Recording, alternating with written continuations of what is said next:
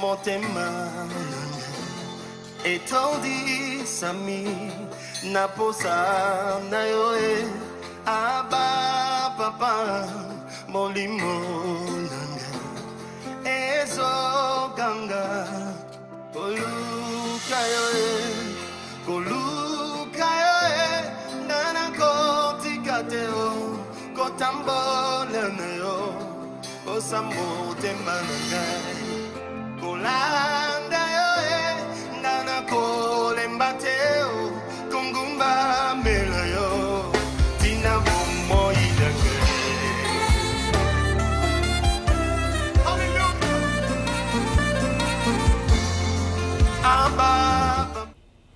Bien-aimés, comme je vous l'ai dit, qu'aujourd'hui nous allons essayer de parler du parler en langue.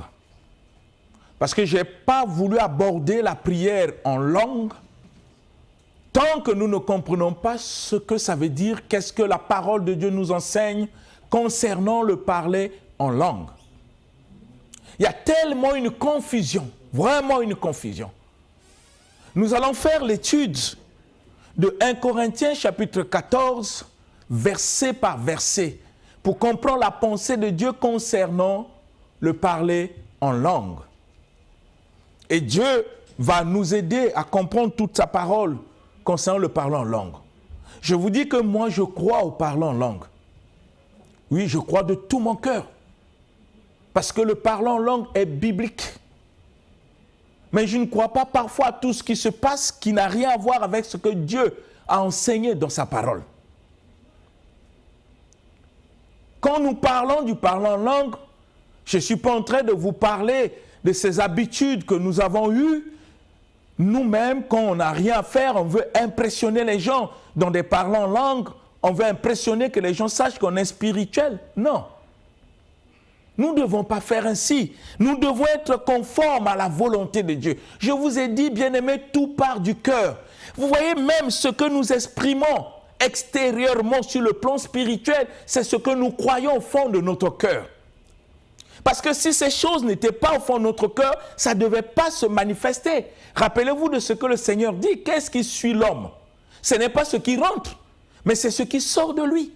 Qu'est-ce qui sort? Dieu parle des adultères, des mensonges, de la fornication, de tout ce que nous pouvons voir. Le comportement que nous avons vient du fond de notre cœur. Et le Seigneur dit, ce sont ces choses-là qui rendent l'homme impur. Et c'est de la même manière. Tout ce que je fais sur le plan spirituel, extérieurement, est l'expression de ce que moi, j'ai cru au fond de mon cœur. Quand nous parlons du parler en langue, nous parlons de quoi, bien-aimés? Nous parlons de quoi exactement? J'aimerais d'abord que nous puissions lire un texte dans le livre de Actes des Apôtres, chapitre 2. Pour que nous puissions voir comment ça s'est manifesté le jour de la Pentecôte, pour comprendre les Écritures, bien-aimés. Le Saint-Esprit, c'est même la personne de Dieu en nous. Nous prenons Actes des Apôtres, chapitre 2. J'aimerais que nous puissions lire ce qui s'est passé le jour de la Pentecôte.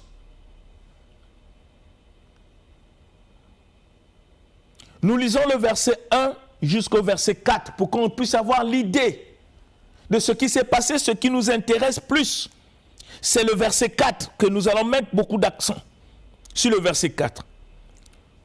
Lisons. Actes des Apôtres, chapitre 2, verset 1 au verset 4, dans la version Louis II, nous allons le Seigneur. Amen. Le jour de la Pentecôte, ils étaient tous ensemble dans le même lieu. Tout à coup, il vint du ciel un bruit, comme celui d'un vent impétueux, et il remplit toute la maison où ils étaient assis. Des langues, semblables à des langues de feu, leur apparurent, séparées les unes des autres, et se posèrent sur chacun d'eux. Et ils furent tous remplis du Saint-Esprit, et se mirent à parler en d'autres langues, selon que l'Esprit leur donnait de s'exprimer. Amen. Amen. Bien-aimés, quand nous lisons le jour de la Pentecôte, qu'est-ce qui s'est passé? La Bible dit qu'ils étaient tous ensemble. Et ils furent tous remplis, écoutez bien, du Saint-Esprit. Ils se mirent à parler en langue. Ils se mirent à parler en langue, écoutez bien, selon que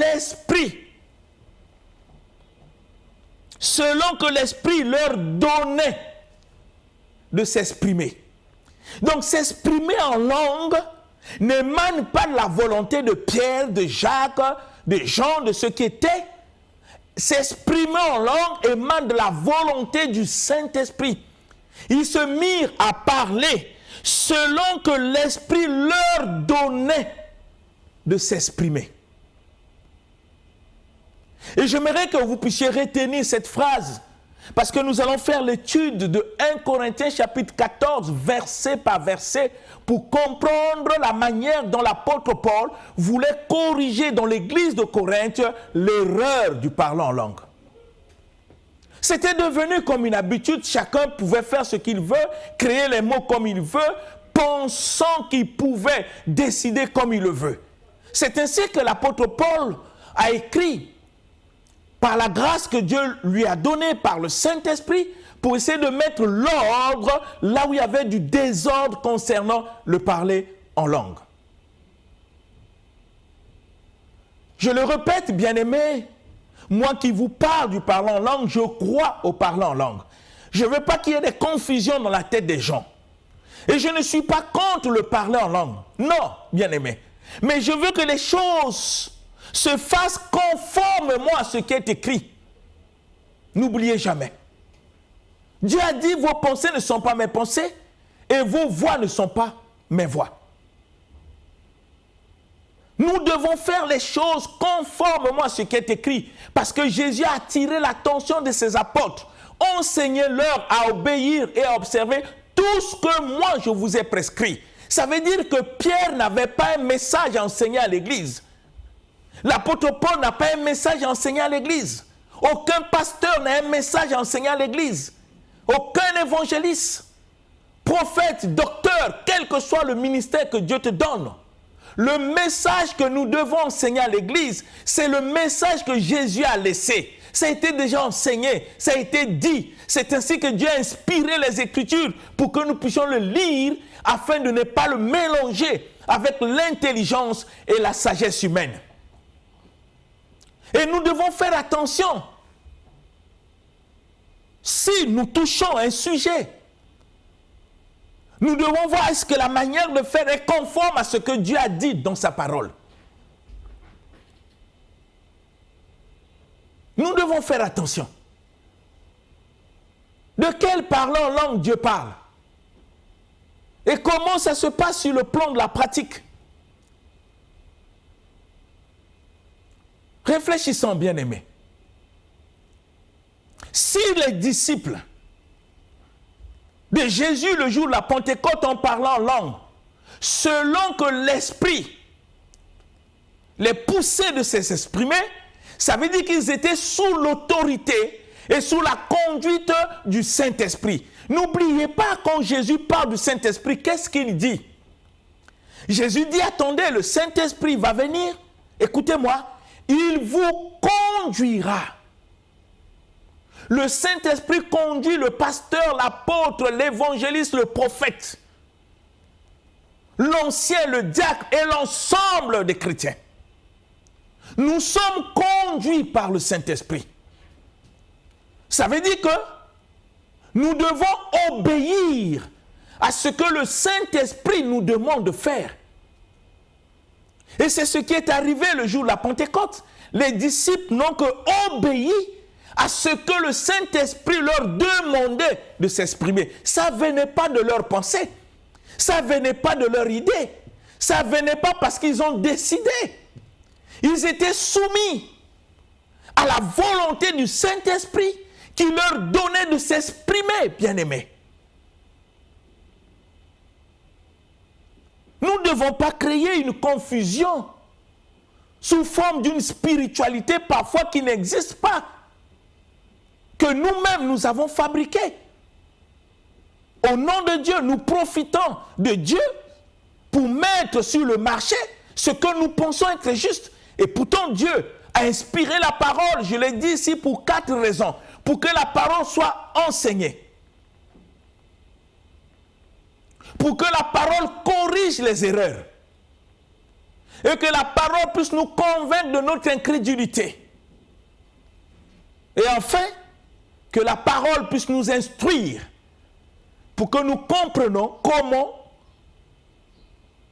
nous devons servir le Seigneur. Voilà les raisons qui ont poussé Dieu à inspirer la parole. Ici, nous voyons que tous les disciples de Jésus étaient sous l'autorité du Saint-Esprit qui leur donnait à s'exprimer. Ça ne venait pas d'eux. C'était tellement authentique. C'est ainsi que l'apôtre Paul a constaté que dans l'église de Corinthe, vous savez que l'église de Corinthe, il y avait tellement trop du désordre. Il y avait tellement de doctrines. Et l'apôtre vient pour amener les gens à comprendre ce qu'est la parole de Dieu au détriment de tout ce qu'ils ont ramassé comme doctrine au nom du Seigneur. Quand vous lisez, vous faites l'étude de Corinthe, vous allez constater, ils avaient des doctrines de baptême pour les morts, ils avaient tellement beaucoup de doctrines, même ils ont même installé leur propre doctrine concernant la Sainte Seine. Tout ce qui est écrit, c'est pour corriger. C'est pour corriger. Et nous allons revenir dans Actes des Apôtres pour voir de quelle langue ils ont parlé. On va revenir. Et nous allons lire le livre d'1 Corinthiens chapitre 14 qui nous intéresse. Nous allons aller verset par verset pour comprendre ce qu'est la pensée du Seigneur. 1 Corinthiens chapitre 14. On va faire l'étude d'1 Corinthiens chapitre 14 pour comprendre ce qui est dit exactement. Nous lisons le verset 1 et le verset 2. On va aller pas à pas, verset par verset. Je vais prendre tout mon temps pour essayer d'expliquer un certain nombre de choses. Oui. 1 Corinthiens chapitre 14, du verset 1 au verset 2, nous allons le Seigneur. Amen. Recherchez la charité. Aspirez aussi aux dons spirituels, mais surtout à celui de prophétie. En effet, celui qui parle en langue ne parle pas aux hommes, mais à Dieu, car personne ne le comprend. Et c'est en esprit qu'il dit des mystères. Amen. Amen. Vous voyez, c'est tellement clair. Qu'est-ce que Dieu dit? Il dit aspirer aux dons spirituels. Et Dieu dit surtout celui de la prophétie. Vous voyez, du prime abord, on peut se poser la question pourquoi Dieu ne dit pas surtout celui du parlant en langue. Pourquoi Dieu met l'accent sur la prophétie? Est-ce que le parlant en langue n'est pas bon? Non. Il met l'accent, il y a une raison que nous allons voir en étudiant le chapitre 14 de 1 Corinthiens. Nous devons chercher les dons spirituels. Mais ici, dans ce contexte, l'accent est mis sur la prophétie parce qu'il y avait un problème concernant le désordre de ce qui concerne le parlant en langue. Les gens n'ont pas compris le parlant en langue selon Dieu. Ils ont fabriqué leur parlant en langue. Et l'apôtre Paul, par l'Esprit de Dieu, voulait mettre l'ordre. C'est ainsi qu'il attire l'attention. Chercher les dons spirituels, mais surtout celui de la prophétie. Et nous allons voir au cours de cette étude pourquoi le Seigneur a dit la prophétie. Maintenant, quand nous lisons le verset 2, voilà le problème. Bien-aimés, je vous dis toujours, quand un passage, un verset biblique, on le sort de son contexte, ça devient prétexte. Nous pouvons prendre plusieurs versions. Parce que je vous dis, l'erreur part surtout parfois des traducteurs des versions bibliques que nous avons. Parfois, ils ne disent pas les mêmes choses. Et ça crée à confusion. C'est ainsi qu'un homme de Dieu doit avoir plusieurs versions pour essayer de comprendre si tel auteur, comme Louis Ségon ou Darby, a bien rendu le verset par rapport à la version originale. On doit voir. Lisez le verset 2. Nous allons lire avec vous. Moi, je vais lire, comme nous l'avons dit, car celui qui parle en langue ne parle pas aux hommes. Voilà ce que Dieu dit. Mais à Dieu. Car personne ne le comprend. Et c'est en esprit qu'il dit des mystères.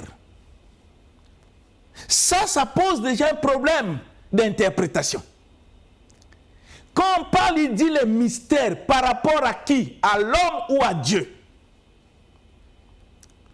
Il ne parle pas aux hommes, il parle à Dieu. Selon le verset 2, celui qui parle en langue ne parle pas aux hommes, il parle à Dieu. La question que nous devons nous poser pour comprendre le contexte, quand l'homme est en train de parler à Dieu en langue, il parle de quoi? Les relations de paroles qui existent entre l'homme et Dieu. Si je me mets à parler à Dieu en langue, je parle de quoi? Est-ce que je prophétise Dieu pour dire Dieu, tu n'es pas bien, tu n'as pas problème? Je dis quoi? Si ce n'est une prière, si ce n'est une adoration, si ce n'est une louange, quand l'homme parle à Dieu, il parle de quoi exactement? C'est la question. On dit, en esprit dit des mystères. Mystères par rapport aux hommes ou par rapport à Dieu? Le contexte ici, les mystères, c'est par rapport aux hommes, pas par rapport à Dieu. C'est-à-dire, tellement il parle une langue que les autres ne comprennent pas, ça devient un mystère pour nous. Mais pas pour Dieu. Parce que devant Dieu, il n'y a pas de mystère. Dieu est omniscience, il connaît toutes choses, il connaît toutes les langues qui existent dans le monde. Tu peux parler dans n'importe quelle langue, même la langue des anges, Dieu comprend ce que tu es en train de dire. Mais l'homme qui ne maîtrise pas la langue que tu parles, pour lui, c'est un mystère. Donc le mystère ici, c'est par rapport aux hommes qui ne comprennent pas ce que tu es en train de dire en parlant en langue. Donc le mystère n'est pas selon Dieu. Parce que devant Dieu, il n'y a pas de mystère. Il sait tout, il voit tout, il connaît tout. Même avant que la chose arrive, Dieu le sait. La vie de l'homme devant Dieu, il n'y a pas de mystère. Dieu sait ce qui peut arriver demain. Même si pour toi c'est un mystère. Mais pour Dieu, il n'y a pas de mystère. Donc quand on parle du verset 2, que celui qui parle en langue ne parle pas aux hommes, il parle à Dieu, cela sous-entend que ce qu'il est en train de dire en langue, ça peut être une adoration, ça peut être une louange, ça peut être une demande, ça peut être une exaltation, parce que l'homme ne peut pas prophétiser contre Dieu. C'est impossible. Donc il est en train d'exprimer soit une prière, soit une demande en langue à Dieu. Mais pour Dieu, ce qu'il dit n'est pas un mystère. Le mystère est par rapport à ceux qui sont tout autour de lui, qui ne comprennent pas ce qu'il est en train de dire. Pour eux, c'est un mystère. C'est ainsi que la Bible dit, quand il parle, c'est en esprit qu'il dit des mystères. Si on dit en esprit, ça veut dire que ce qu'il parle est poussé par l'esprit. Comme nous l'avons vu dans Actes des Apôtres. C'est poussé par l'esprit. C'est ainsi qu'il s'exprime en langue, pas comme lui veut, mais comme l'esprit le pousse à s'exprimer. Maintenant, nous allons continuer, vous allez comprendre. La sagesse que Dieu a donnée à Paul pour expliquer la chose, pour corriger les erreurs afin de ramener les gens dans la vérité de l'évangile. Regardez le verset 3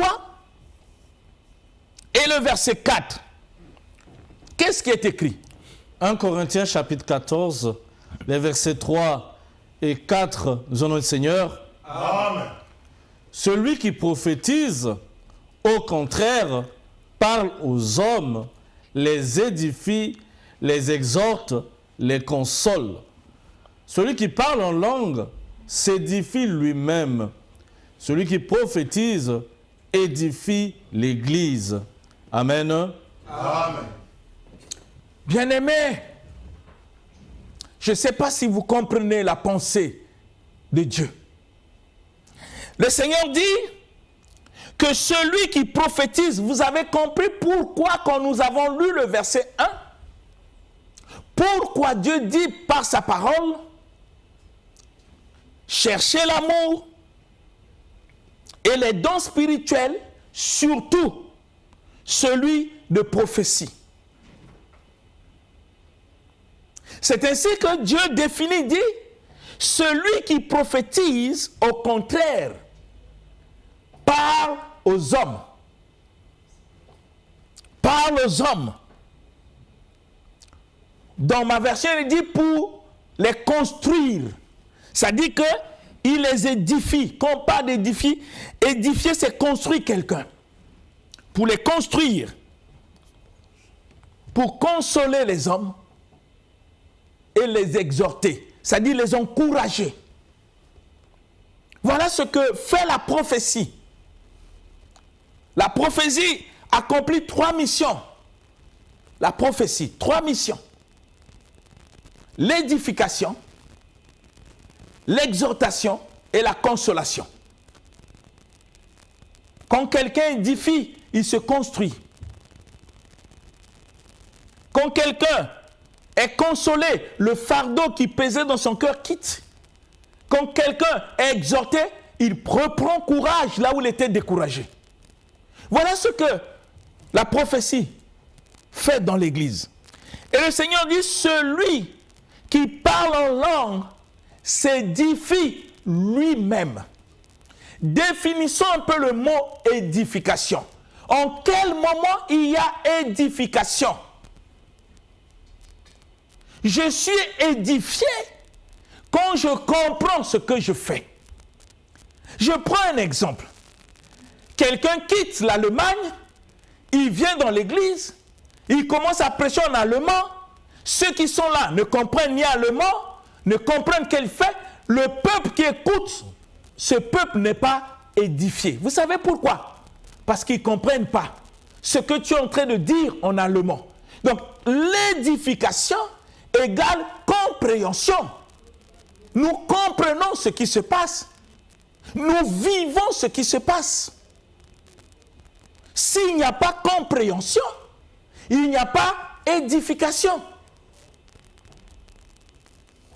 Donc vous comprenez ce que la parole de Dieu enseigne. Il dit, celui qui parle en langue s'édifie lui-même. Et nous allons voir au fur et à mesure que nous allons aller de verset, vous allez comprendre pourquoi Dieu dit que celui qui parle en langue s'édifie lui-même. Il y a une réponse pour enlever le doute et le désordre du parlant en langue. Et on dit que celui qui prophétise édifie l'Église. Nous sommes en train de développer ce sujet parce que nous allons parler de la prière en langue. Bien-aimés, je vous ai dit, tout vient du fond de notre cœur. Écoutez, si nous avons une fausse croyance dans notre cœur, tout ce que nous manifestons extérieurement est aussi faussé. Tout part de ce que nous croyons au fond de notre cœur. La Bible dit que celui qui parle en langue s'édifie lui-même. Maintenant, nous allons prendre un exemple dans nos églises. En lisant ces passages que nous venons de lire, si la Bible dit que celui qui parle en langue ne parle pas aux hommes, il parle à Dieu. Si nous arrêtons dans cette conception, cela sous-entend, il est impossible dans nos églises que quelqu'un puisse prophétiser les hommes en parlant en langue. Parce que ça ne cadre pas avec le passage de la Bible. Parce que la Bible dit que celui qui parle en langue ne parle pas aux hommes. Or, la prophétie s'adresse aux hommes. Maintenant, comment quelqu'un peut nous prophétiser en langue, tandis que la langue ne parle pas aux hommes, mais à Dieu? C'est des questions qu'on peut se poser. Que tu viens à l'église, tu commences à nous dire, Yondo Kondo Bashindo Roboro, Rondo Kondo. Eh bien, on dit non, c'est une prophétie. Je parle à qui? Aux hommes. Mais la Bible dit que celui qui parle en langue ne parle pas aux hommes. Comment toi tu peux parler aux hommes en langue? Comment?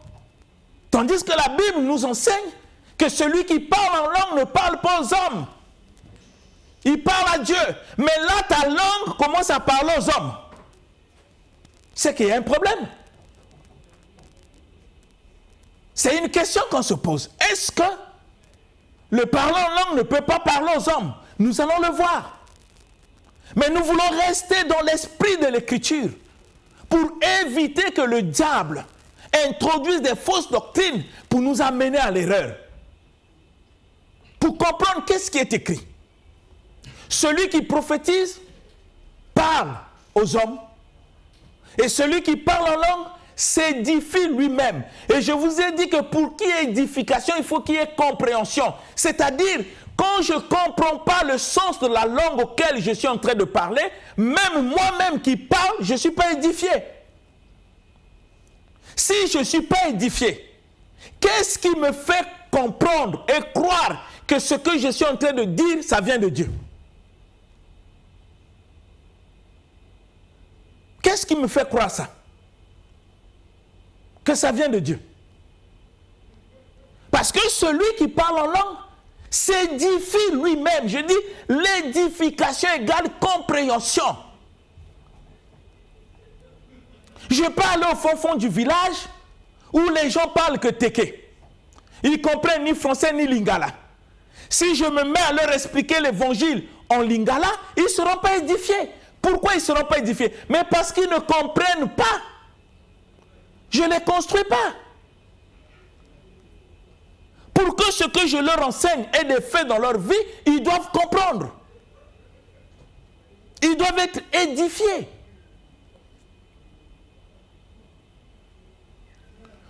Nous allons continuer parce que je vous ai dit, on va lire verset par verset et après à la fin, je vais vous parler de la prière en langue. Parce qu'avant de parler de la prière en langue, nous devons d'abord comprendre qu'est-ce que ça veut dire le parler en langue. Qu'est-ce que la Bible nous enseigne sur ça? Nous avons vu que celui qui parle en langue ne parle pas aux hommes, il parle à Dieu. Nous avons vu que celui qui parle en langue s'édifie lui-même, que celui qui prophétise, lui, parle aux hommes. Maintenant, regardez le verset 5. Ce que la parole nous enseigne. Verset 5, nous avons le Seigneur. Amen. Je désire que vous parliez tous en langue, mais encore plus que vous prophétisiez. Celui qui prophétise est plus grand que celui qui parle en langue, à moins que ce dernier n'interprète pour que l'Église en reçoive de l'édification. Amen. Amen. Est-ce que vous comprenez la parole? C'est merveilleux. Dieu est tellement merveilleux parce qu'il n'est pas un Dieu de désordre. Je vous ai dit que celui qui parle en langue s'édifie lui-même. Et on commence à expliquer pour que nous comprenions. Parce qu'il y a tellement de faux parlants en langue où quelqu'un se réveille le matin, il vient yondo boro boro boro boro boro yondo boro boro. Non frère, lisez ce qui est écrit. Pratiquons tel que Dieu l'a enseigné dans sa parole. L'apôtre Paul dit, la parole nous enseigne, je désire que vous parliez tous en langue, je désire. Parce que le parler en langue est biblique, je vous ai dit c'est biblique. Ce qui est biblique, c'est ce que Dieu a inspiré. C'est ainsi que le Seigneur a permis qu'on puisse corriger le désordre du parler en langue qui régnait dans l'église de Corinthe. Et comme ce désordre règne aujourd'hui même dans nos églises. Vous comprenez, bien-aimés? Il dit, je désire que vous parlez tous en langue. Mais écoutez, mais encore plus que vous prophétisez. Écoutez bien la parole. Celui qui prophétise est plus grand que celui qui parle en langue. Si nous prenons en termes spirituels, donc ça veut dire que celui qui prophétise est plus spirituel que celui qui parle en langue. C'est ce que dit la parole. Celui qui prophétise est plus grand que celui qui parle en langue. Et vous allez écouter la suite. Pour que celui qui parle en langue devienne grand.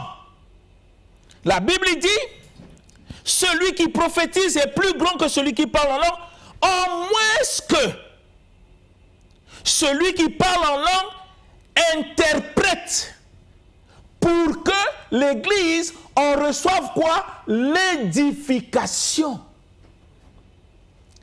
Quand celui qui parle en langue sait interpréter ce qu'il dit, alors il est aussi grand parce que ce qu'il dit par l'interprétation édifie, amène la compréhension à l'Église de ce qu'il est en train de dire en langue. Or, bien-aimés, pour interpréter quelque chose, il faut d'abord comprendre cette langue-là. Nous avons ici, dans d'autres pays, vous pouvez avoir un chef d'État, lui il parle français, il va dans un pays anglophone, pour que ce qu'il dit en français soit écouté, pour que ça puisse édifier les autres, il faut qu'on puisse interpréter. Pourquoi on doit interpréter? Mais pour que ceux qui ne comprennent ni français puissent être édifiés de ce que tu es en train de dire dans la langue auquel eux, ils ne comprennent pas. Regardez même les conférences internationales. Pourquoi les gens mettent les écouteurs? Quand quelqu'un est en train de parler en français ou en anglais, d'autres mettent des écouteurs. Mais parce que ceux qui mettent des écouteurs ont besoin d'interprétation de ce qui est dit pour qu'ils en reçoivent quoi? L'édification. C'est ce que Dieu dit, Dieu ici. Dieu ne refuse pas que tu parles en langue. Mais pour que tu sois grand comme celui qui prophétise, Dieu veut que tu puisses interpréter ce que tu es en train de dire en langue pour que l'Église en reçoive l'édification. Mais pour que tu interprètes ce que tu es en train de dire en langue, il faut que tu puisses comprendre la langue auquel tu es en train de parler, qui est comme un mystère pour l'Église. Et quand tu donnes l'interprétation, ce n'est plus un mystère parce que le mystère a été dévoilé par l'interprétation. C'est extraordinaire.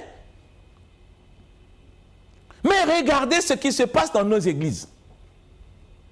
Quelle cacophonie! Qu'est-ce qui nous rassure que les langues que nous parlons viennent de Dieu si nous-mêmes, nous ne comprenons pas ce que nous sommes en train de dire? Je ne peux pas faire l'interprétation d'une langue que je parle si moi-même je ne comprends pas ce que je suis en train de dire. Je vais vous prendre un exemple simple. Si je suis en train d'exprimer en anglais et que je sais aussi parler français, je parle en anglais, tout ce que je dis en anglais, par mon intelligence, je comprends ce que je suis en train de dire et c'est cette compréhension qui peut m'amener à rendre ce qui est en anglais en français. Expliquer ça en français. Pourquoi? Mais parce que je comprends ce que je suis en train de dire en anglais. Mais si je ne comprends pas, et que dire aux gens good morning, je ne sais même pas qu'est-ce que ça veut dire, et qu'on me demande qu'est-ce que tu as dit, je dis je ne sais pas, ça venait de Dieu seulement, ça c'est l'esprit. Ça pose un problème. Parce que Dieu lui-même, qui est l'auteur du parlant en langue, vous dit que celui qui prophétise est plus grand que celui qui parle en langue, en moins que ce dernier n'interprète pour que l'Église en reçoive l'édification. Tu ne peux pas interpréter une langue auquel toi-même tu ne comprends pas. Ça te met déjà en contrefort avec la parole de Dieu. Bien-aimés, nous devons penser et réfléchir pour ne pas faire des choses comme nous voulons, mais comme Dieu le veut. C'est ainsi que vous allez voir, nous allons lire un passage, le verset 6. Si nous n'arrivons pas à terminer cette étude, nous allons le continuer la semaine prochaine. Mon but, c'est d'amener l'Église à comprendre ce que Dieu a laissé, la parole que Jésus a laissée, ce que Jésus enseignait, mais pas ce que parfois nous fabriquons. Regardez le verset 6. Verset 6 de 1 Corinthiens chapitre 14, nous avons le Seigneur. Amen. Et maintenant, frères, de quelle utilité vous serais-je si je venais à vous parlant en langue et si je ne vous parlais pas par révélation ou par connaissance ou par prophétie ou par doctrine? Amen. C'est une question. Vous voyez comment on est en train d'enseigner. On ne saute pas pieds joints les versets bibliques. C'est l'apôtre Paul qui parle, il dit, de quelle utilité? Quelle est mon utilité? Quand je vous parle en langue, mon utilité c'est quoi? Je suis utile en quoi? Ma version dit, mais maintenant frères, si je venais à vous parler en langue, en quoi vous serais-je utile? En quoi? Je viens dans une église, on m'invite à l'église, on me dit prêche, et je me mets à prêcher en langue parce que je suis spirituel. Yendo korba shindo barara, yanda kabadodo, yendo rorororo, yabakoto shindoro. Après je dis amen. Mais je ne réponds pas à cet amen parce que je ne comprends pas ce que tu as dit. Maintenant l'apôtre Paul pose la question, en faisant comme ça, quelle est mon utilité? Je suis utile en quoi? Il ne refuse pas le parler en langue, mais il ne veut pas le désordre. Le parler en langue est biblique. C'est bien expliqué en quel moment, comment ça se passe. C'est ainsi qu'il pose la question. Si je viens dans une église, je me mets qu'à parler en langue, quelle est mon utilité dans cette église? C'est ainsi dit, si je ne vous parle pas par connaissance, c'est-à-dire si je ne vous apporte pas la connaissance, l'enseignement, si je ne vous prophétise pas, si je ne vous parle pas par prophétie, nous avons vu que la prophétie remplit 3 critères, l'édification, l'exhortation et la consolation.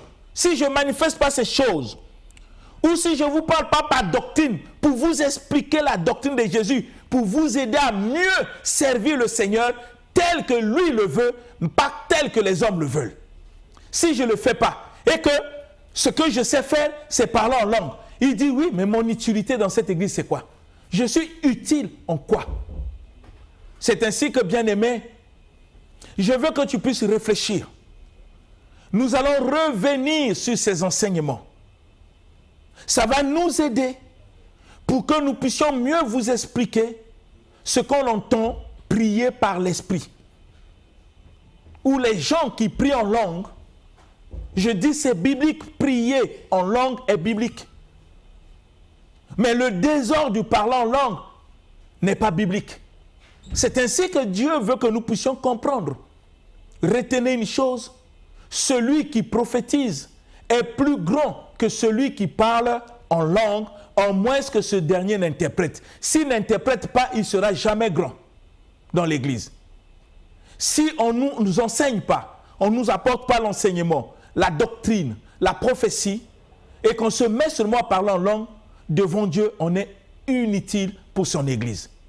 Je veux que tu puisses encore relire ce passage pour comprendre et que l'Esprit de Dieu t'amène à comprendre ce que Dieu attend de toi et non ce que les